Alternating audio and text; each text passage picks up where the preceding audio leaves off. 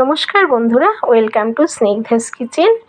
আজ আমি আপনাদের তৈরি করে দেখাবো আমার স্টাইলে শাহী সর্ষে পাতা কারি রেসিপি। তা চলুন দেখা যাক। তা এই সর্ষে পাতা কারি রেসিপিটা ভীষণ টেস্টি আর খুব অল্প সময়ে খুব কম তেলে এটা তৈরি হয়, তাই আমি আপনাদেরকে এটা শেয়ার করলাম।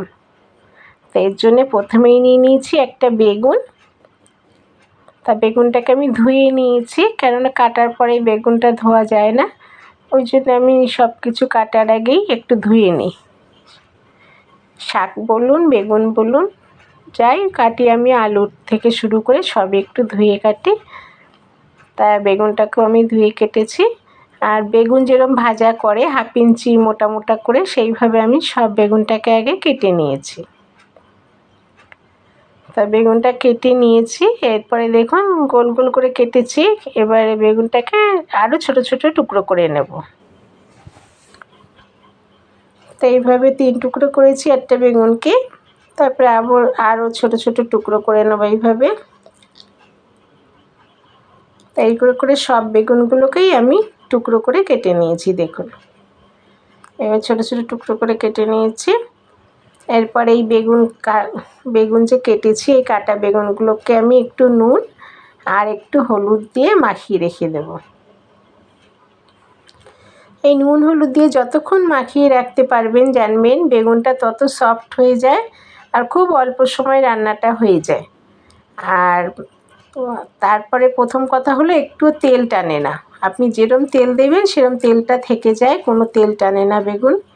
আপনারা যদি এইভাবে নুন দিয়ে, চিনি দিয়ে, হলুদ দিয়েও মাখিয়ে রাখতে পারেন, যদি বেগুন ভাজা খাবেন মনে করেন, করে রাখতে পারেন মাখিয়ে, এভাবে কোনো দেখবেন তেল টানবে না।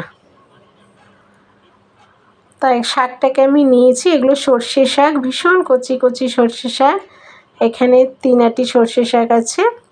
তা শাকগুলো যত ছোট করে কাটা যায়, যেরকম লাল শাক কাটে একদম যতটা ছোট করে কাটা যায় ঠিক ততটা ছোট করে আমি কেটে নিয়েছি। দেখুন এইভাবে শাকগুলো কেটে নিয়েছি। নিয়ে এবারে এই বেগুনটা হলুদ আর নুন দিয়ে যেহেতু মাখানো, এই বেগুনটাকে এখন ঢাকনা দিয়ে রেখে দেবো। 3 ঘন্টা মতো রেখে দিয়েছি আমি। তাই কড়াতে তেল নিয়েছি।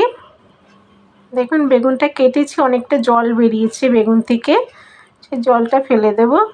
কড়াতে ছোটো চামচে 4 চামচ সাদা তেল নিয়েছি আর এর মধ্যে 3টে কাঁচা লঙ্কা নিয়েছি।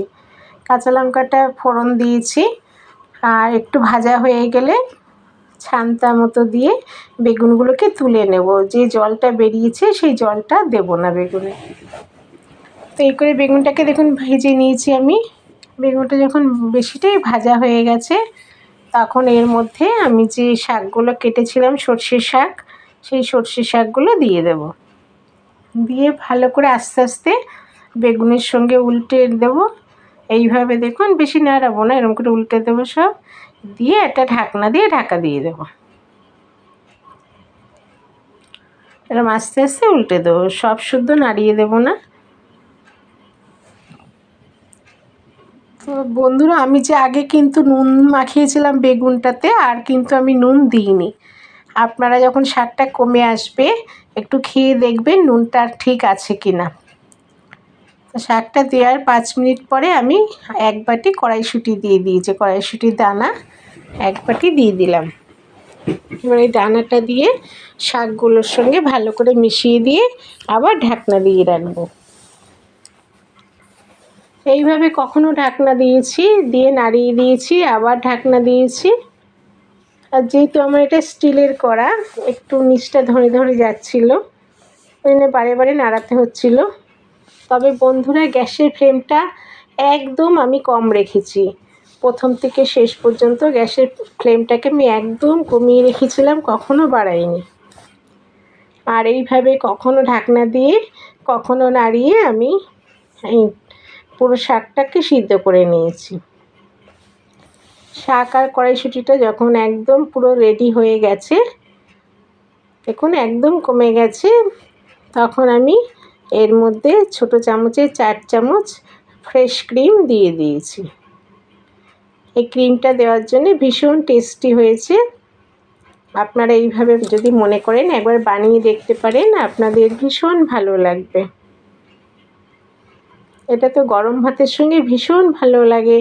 ছোটরা বড়রা সবাই, মানে ছোটরা যারা খেতে শিখেছে তাদেরও এটা ভালো লাগবে খেতে। এটা খুব টেস্টি আর খুব সুন্দর দেখতেও হয় আর খেতেও খুব ভালো হয়।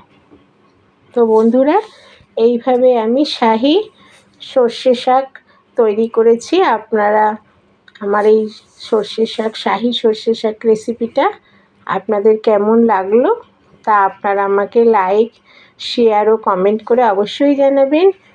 আর আমার রেসিপি যদি আপনাদের ভালো লেগে থাকে আমার চ্যানেলটিকে সাবস্ক্রাইব করবেন আর পাশে থাকা বেল আইকনটিকে ক্লিক করবেন।